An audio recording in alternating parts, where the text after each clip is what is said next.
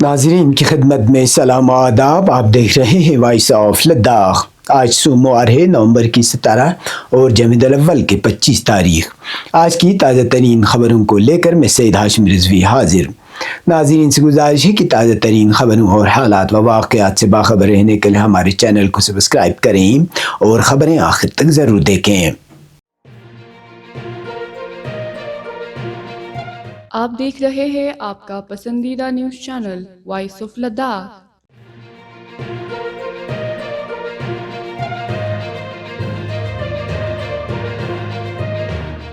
لداخ میں hill council act کی مبینہ خلاف ورزی پر شدید اعتراض کرتے ہوئے نیشنل کانفرنس اور کانگریس نے نامزد کونسلر ایڈوکیٹ ریاض احمد خان کی حلف برداری تقریب کا مکمل بائیکاٹ کر دیا. اس اہم فیصلے کا اعلان آج دشا میٹنگ کے بعد میڈیا سے گفتگو کرتے ہوئے رکن پارلیمنٹ اور صدر نیشنل کانفرنس لداخ حاجی محمد حنیفہ جان نے کیا.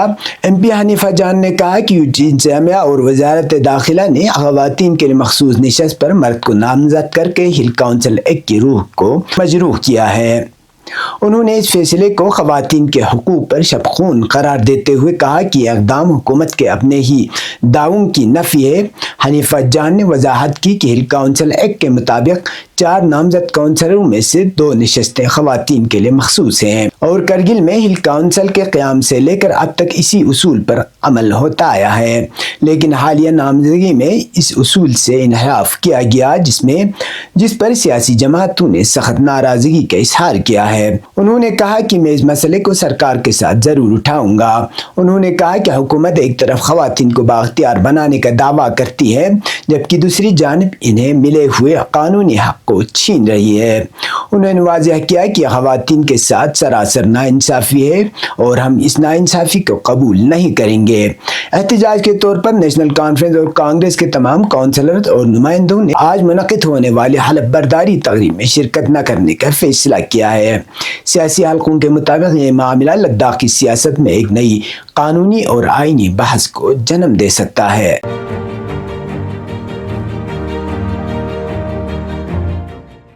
District development coordination and monitoring committee کی اہم میٹنگ آج رکن پارلیمنٹ لداخ محمد حنیفہ جان کی صدارت میں منعقد ہوئی. اجلاس میں ایگزیکٹو کونسلر کاچو محمد فیروز، ڈپٹی کمشنر کرگل راکیش کمار کے علاوہ لداخ خود مختار پہاڑی ترقیاتی کونسل کرگل کے کونسلرز، کمیٹی ممبران اور مختلف محکموں کے اعلیٰ افسران نے شرکت کی. میٹنگ کے دوران مختلف سرکاری محکموں کی موجودہ کارکردگی، جاری ترقیاتی کاموں اور مرکزی سرکار کی فلیگ شپ اسکیموں پر تفصیلی مشاورت کی گئی. کمیٹی چیئرمین نے متعلقہ محکموں کے ذمہ دار افسران سے ان کی پیش رفت، فنڈز کے استعمال، منصوبوں کی تکمیل کی رفتار اور عوامی مفاد سے جڑے مسائل کے بارے میں سوالات پوچھے اور ان سے تحریری و زبانی جوابات طلب کیے. رکن پارلیمنٹ نے افسران کو ہدایت دی کہ ترقیاتی منصوبوں میں شفافیت، رفتار اور معیاری کام کو یقینی بنایا جائے جبکہ عوامی بہبود سے متعلق تمام اسکیموں پر زمینی سطح پر مؤثر عمل درآمد کو ترجیح دی جائے. انہوں نے کہا کہ مرکزی حکومت کی اسکیموں کا مقصد دور دراز علاقوں تک بنیادی سہولیات پہنچانا ہے، اس لیے ہر منصوبے کی بروقت تکمیل کو یقینی بنانا لازمی ہے. ایگزیکٹو کونسلر کاچو محمد فیروز اور ڈپٹی کمشنر کرگل نے اپنی سطح پر جاری ترقیاتی اقدامات اور درپیش چیلنجز سے کمیٹی کو آگاہ کیا.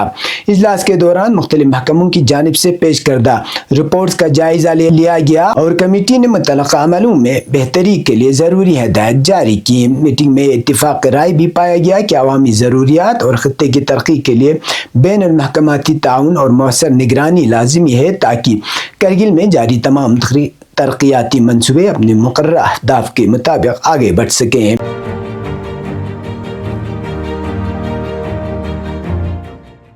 جب بات ہو گاڑی کی پرفارمنس کی تو سمجھے بات ہے طاقت کی، اور طاقت کا دوسرا نام ہے ایمران بیٹریز. چاہے سردی ہو یا گرمی، لمبا سفر ہو یا مشکل راستہ، لداخ جیسے سرد علاقے میں ایمران دے گا ہر لمحہ بھرپور پاور.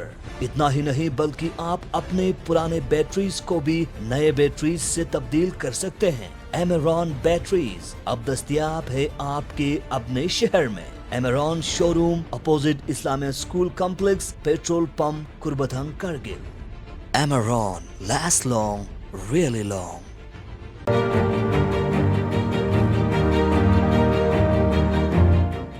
رکن پارلیمان لداخ حاجی محمد حنیفہ جان نے آج ذرائع ابلاغ کے نمائندوں سے گفتگو کرتے ہوئے کہا کہ لداخ پہاڑی ترقیاتی کونسل کرگل کا اتحاد مضبوط ہے اور اقتدار کی منتقلی طے شدہ وقت پر ہی یقینی طور پر عمل میں آئے گی۔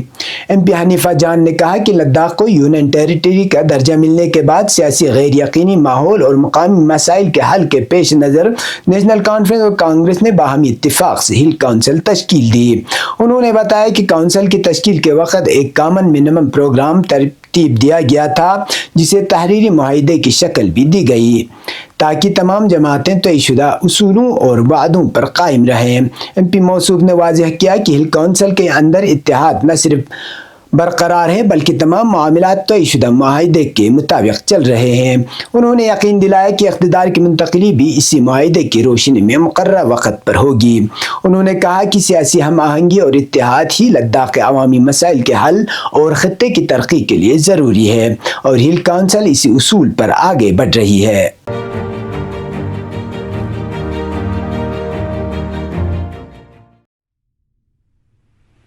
بسم اللہ الرحمن الرحیم۔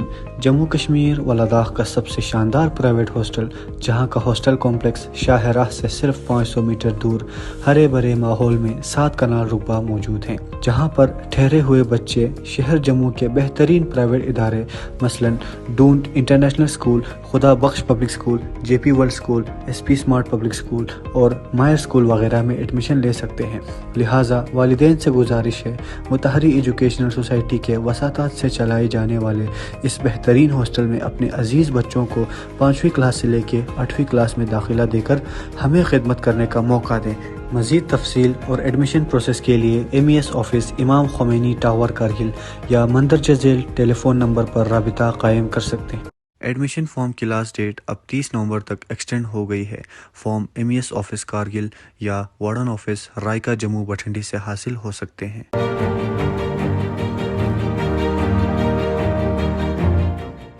لداخ پہاڑی ترقیاتی کونسل کرگل کے نئے نامزد کونسلر ایڈوکیٹ ریاض احمد خان نے آج کانفرنس ہال برو میں منعقدہ ایک پروقار تقریب میں اپنے عہدے کا حلف اٹھایا۔ سیشن جج کرگل پلزس آمو نے نومنتخب کونسلر سے حلف لیا۔ تقریب میں deputy commissioner Kargil Rakesh Kumar, SSP Kargil Nitin Yadav, ضلع افسران، BJP لیڈران اور پارٹی کارکنان نے شرکت کی۔ حلف برداری کے بعد BJP کارکنان نے ایڈوکیٹ ریاض احمد خان کو روایتی خطق پہنا کر مبارکباد پیش کی۔ تقریب کے بعد میڈیا سے بات کرتے ہوئے کونسلر ریاض احمد خان نے رکن پارلیمان حاجی محمد حنیفہ جان کے حالیہ بیان پر سخت تنقید کی۔ انہوں نے واضح کیا کہ مخصوص نشست سیاہ اقلیت کے لیے مختص ہے جو باقاعدہ طور پر ہل کونسل ایکٹ میں درج ہے، اس لیے اس پر اعتراض یا متنازع بیانات دینا مناسب نہیں۔ ایڈوکیٹ ریاض احمد خان نے اپنے نامزدگی پر بھارتیہ جنتا پارٹی کی قیادت کا شکریہ ادا کرتے ہوئے کہا کہ عوامی مفاد اور خطے کی ترقی کے لیے مثبت کردار ادا کریں گے۔ انہوں نے اس عزم کا بھی اظہار کیا کہ وہ اپنی ذمہ داریوں کو شفافیت، دیانتداری اور عوامی اعتماد کے ساتھ نبھائیں گے۔ تقریب پرسکون ماحول میں اختتام پذیر ہوئی، جہاں پارٹی کارکنان اور مقامی افراد نے نومنتخب کونسلر کے لیے نیک تمناؤں کا اظہار کیا۔ اب پیش ہے قومی اور بین الاقوامی خبریں۔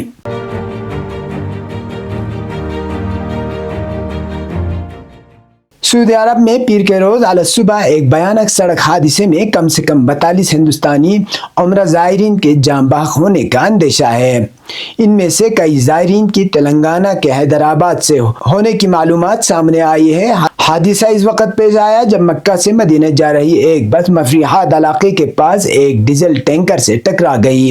ابتدائی رپورٹ کے مطابق ٹکر اتنی شدید تھی کہ کئی زائرین کے موقع پر ہی موت ہو گئی، جبکہ کئی دیگر زخمی ہوئے۔ مقامی انتظامیہ اور ایمرجنسی ٹیمیں فوری طور پر موقع واردات پر پہنچی اور راحت اور بچاؤ کا کام شروع کیا۔ اس خبر کے بعد سعودی عرب بالخصوص ہندوستان میں غم کی لہر دوڑ گئی۔ واقعے کی اطلاع ملتے ہی تلنگانہ کے وزیر اعلیٰ ریونت ریڈی نے اس واردات پر فوری نوٹس لیتے ہوئے چیف سیکرٹری رام کرشن راؤ اور DGP کو پوری معلومات حاصل کرنے کا حکم دیا۔ اس سلسلے میں ریاستی حکومت، وزارت خارجہ اور نئی دلی میں سعودی عرب کے سفارت خانے کے ساتھ مل کر متاثرہ خاندانوں کی مدد کی کوشش میں مصروف ہو گئی ہے۔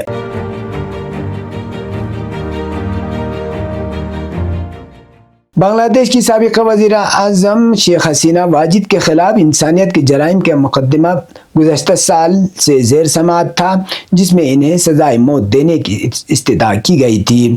خبر رساں ادارے رائٹرز کے مطابق اقوام متحدہ کی ایک رپورٹ میں قرار دیا گیا تھا کہ گزشتہ سال 15 جولائی سے 15 اگست کے درمیان حکومت مخالف مظاہروں کے دوران سیکورٹی فورسز کی فائرنگ سے تقریباً 1400 افراد ہلاک اور ہزاروں زخمی ہوئے تھے، جو 1971 کی آزادی کی جنگ کے بعد سے بنگلہ دیش میں بدترین سیاسی تشدد قرار دیا گیا تھا۔ رائٹرز کے مطابق بنگلہ دیش کی عدالت نے پیر کو سابق وزیر اعظم شیخ حسینہ کو انسانی جرائم کے سلسلے میں مجرم قرار دیا ہے۔ یوں کئی ماہ پر محاید مقدمے کا اختتام ہو گیا۔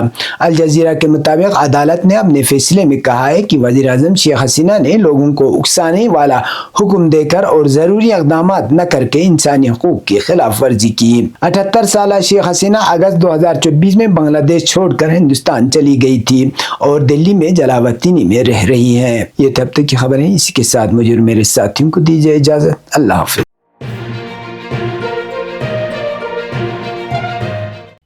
مقامی، قومی اور بین الاقوامی خبروں سے باخبر رہنے کے لیے چینل کو لائک، شیئر اور سبسکرائب کریں، ساتھ ہی بیل آئیکن دبانا نہ بھولیں۔